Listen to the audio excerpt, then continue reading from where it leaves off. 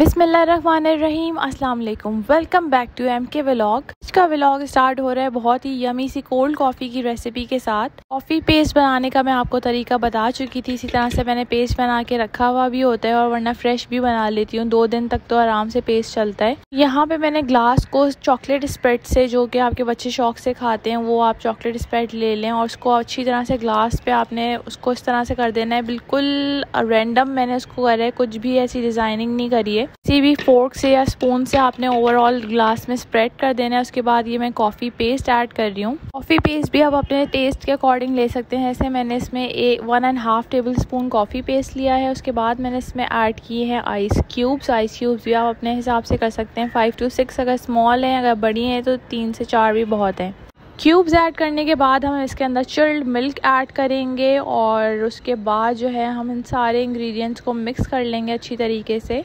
Milk यहाँ पर मैंने ऐड कर लिया है। अब इसको मैं हल्का सा स्टर करूँगी स्टरर से, बिल्कुल, ताकि वो जो हमने साइड में चॉकलेट प्रेजेंटेशन के लिए रखी है वो बिल्कुल ही रिजॉल्व ना हो जाए और मिक्स ना हो जाए। उसका लुक इस तरह का रहे कि ग्लास आपका बहुत ही टेम्पटिंग लगे और थोड़ी सी चॉकलेट जो है ना वो कॉफ़ी में ऐड भी हो जाएगी खुद से ही। जब वो मिल्क ऐड होगा, जब आप पोर करेंगे मिल्क, तो थोड़ा सा उसका फ्लेवर आ जाएगा कॉफ़ी के अंदर और इसके अलावा उसकी प्रेजेंटेशन भी बहुत अच्छी रहेगी। तो यहाँ पर आप देखेंगे कॉफ़ी का ग्लास कितना अमेजिंग लग रहा है, इतना चिल हो रहा था ये। इसमें आइस भी चिल्ड है, पेस्ट भी जो कॉफ़ी का था वो भी चिल्ड है। तो वैसे तो आजकल कराची का वेदर बहुत अच्छा हो रहा है, लेकिन सुबह में काफ़ी धूप होती है और नाश्ते में आपको चिल्ड कॉफ़ी मिले तो मज़ा आता है। मैंने अपने लिए कैपेचिनो बनाई थी, उसके साथ बॉयल एग का सैंडविच लिया था, बेटे के लिए चिल कॉफ़ी बनाई थी। नेक्स्ट मैं आप लोगों से शेयर करने जा रही हूँ बहुत ही यमी सी रेसिपी, जो कि है बिल्कुल आपको जो कैफ़ेज़ वगैरह में मिलते हैं डायनामाइट प्रॉन्स, सेम एग्जैक्टली वही आपको टेस्ट मिलेगा घर में।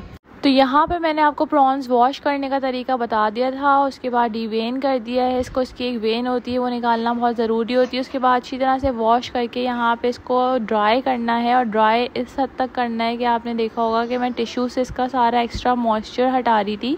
इस हद तक ड्राई चाहिए कि बिल्कुल ये ड्राई हुआ जब जाके इसकी मैरिनेशन बहुत अच्छी होगी। अब सबसे पहले मैं इसमें सॉल्ट डाल रही हूँ हस्बे ज़रूरत, या 1 टीस्पून, और इसके बाद हम इसके अंदर ऐड करेंगे ब्लैक पेपर भी जाएगा 1 टीस्पून के अराउंड। और ये तकरीबन 1 किलो के करीब प्रॉन्स है मेरे पास, तो 1 किलो के हिसाब से मैं आपको इंग्रेडिएंट्स बता रही हूँ। एग्जैक्ट इंग्रेडिएंट्स आप लोग ऐड कीजिएगा। उसके बाद टेस्ट मुझसे ज़रूर शेयर कीजिएगा कि आप लोगों को कैसा लगा, क्योंकि ये बहुत ऑथेंटिक रेसिपी है।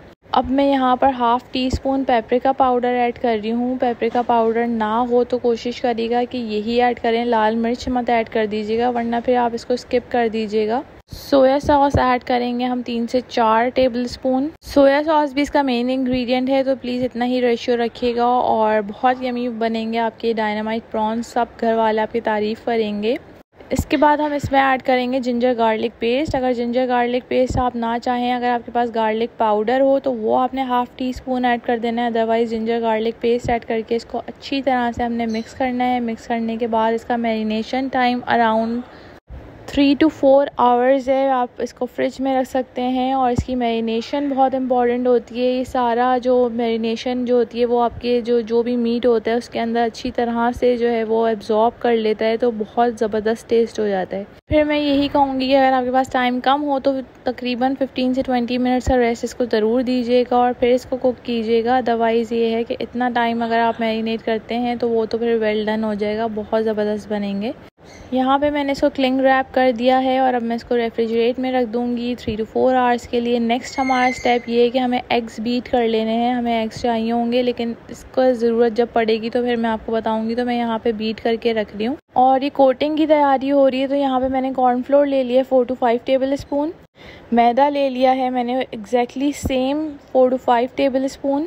दोनों को मैंने मिक्स कर लिया है और इसके अंदर भी अब मैं ऐड करूँगी सॉल्ट 1/2 टीस्पून और ब्लैक पेपर 1/2 टीस्पून। जिस तरह से मैं बता रही हूँ प्लीज़ उतनी ही क्वांटिटी रखिएगा, क्योंकि उससे फिर आपका उसमें भी सॉल्ट और ब्लैक पेपर गया हुआ है तो फिर ज़्यादा ना हो जाए। तो भी हम अच्छी तरह से मिक्स कर लेंगे। मैं आपको स्टेप बाय स्टेप बता रही हूँ ताकि आपको ईजी रहे। ये सारे काम आप पहले से करके रख सकते हैं। ये मैंने भी सब काम पहले से एक साथ करके रख लिए थे, जिस तरह से आपसे मैं शेयर कर रही हूँ। अब यहाँ पे मैंने मेयोनीज़ ले लिया है 4 टेबल स्पून। उसके अंदर मैंने हॉट सॉस ऐड करी है तकरीबन 2 टीस्पून। और यहाँ पे मैं चिली गार्लिक केचप यूज़ कर रही हूँ 3 to 4 टेबल स्पून। सॉस को बनाने के लिए लोग बहुत डिफ़िकल्ट इंग्रेडिएंट समटाइम्स बताते हैं। सराचा सॉस हो गया और इसके अंदर स्वीट चिली सॉस डलता है, जो कि यूजुअली हमारे घरों में यूज़ नहीं हो रही होती हैं चीज़ें। अच्छा, पेपरिका पाउडर इसमें जाएगा 1/4 टीस्पून। पेपरिका पाउडर ऐड करने के बाद आप इसके अंदर लास्ट और मोस्ट इम्पॉर्टेंट इंग्रेडिएंट है हनी यूज़ करेंगे 1/2 टीस्पून। अब आपका डिप रेडी हो चुका है। यहाँ पे हमारे जो प्रॉन्स मैरिनेट हुए हुए रखे थे वो मैंने निकाल लिए हैं। उसके अंदर अब मैं ये जो बीटन एग थे मेरे पास उनको मैं ऐड कर दूंगी। ये बहुत ईजीएस्ट वे में मैं आपको बता रही हूँ। वाइज ये होता है कि आप प्रॉन उठाएं, एग में डिप करें, फिर आप उसको ड्राई जो हमारा इंग्रेडिएंट्स है उसके अंदर कोट करें, फिर एग में डालें, फिर इस तरह से करें। तो ये बहुत ईजीएस्ट वे, टाइम भी सेव होता है और कोटिंग भी बहुत ज़बरदस्त होती है इससे। तो यहाँ पे मैंने आपको करके दिखाया है कि इस तरह से वो एग में, वही वाली बात है कि आप एक पीस उठा के एग में करें या फिर इस तरह से कर लें, तो दोनों में आपकी ईजी है। 2-3 वेज होते हैं वैसे बैटर बनाने। और ईजीएस्ट वे होता है कि ये आप जो आपने ड्राई इंग्रेडिएंट्स बनाए और एग को मिक्स करके पानी के साथ एक बैटर बना लें, उसमें डिप करके फ्राई कर लें। तो जैसे आपको सही लगे। मैंने जो आपको बताया ये बहुत ही ईजीएस्ट वे है और बहुत ही ज़बरदस्त क्रंची कोटिंग इससे बनेगी आपकी। तो ये देखें, एक एक पीस को अलग अलग आपने उठा के डीप फ्राई करना है। इसमें डीप फ्राई ही करना होता है। तरह से मैं आपको दिखा रही हूँ कि एक एक पीस हमने उठा के जो ट्रे में सेट किया हुआ था, आप चाहें तो उसको भी 5 मिनट्स के लिए रेफ्रिजरेट कर सकते हैं। उसके बाद आप इसको करें फ्राई, तो बहुत अच्छी कोटिंग का भी उसके अंदर स्टे आ जाता है। अच्छा, जब आपने इसको ऐड किया है ऑयल में तो आपने उसको बिल्कुल भी चमचा नहीं चलाना है। 2 से 3 मिनट आप एक साइड को इसी तरह से कुक होने देंगे। उसके बाद आपने दूसरी साइड करनी है और उसको फिर आपने निकाल लेना है। तो ये देखें, क्रंची सी हमारे पास प्रॉन की जो है ये रेडी हो गए फ्राई हो के। और अब मैंने जो डिप सॉस बनाई हुई थी वो एक मैं बड़े बोल में ले लूँगी। यहाँ पर मैंने प्रॉन्स को इस डिप सॉस के अंदर टॉस करना है अच्छी तरीके से। और ज़रूरी नहीं है कि आप बिल्कुल ही कवर कर दें, थोड़ा थोड़ा सा ही रहते तो बहुत अच्छा रहता है, वरना बहुत हैवी लग जाते हैं प्रॉन्स। और अगर आपको ज़्यादा पसंद है तो फिर आप इसको कम्प्लीटली इसके अंदर आराम से इसको कोट कर सकते हैं।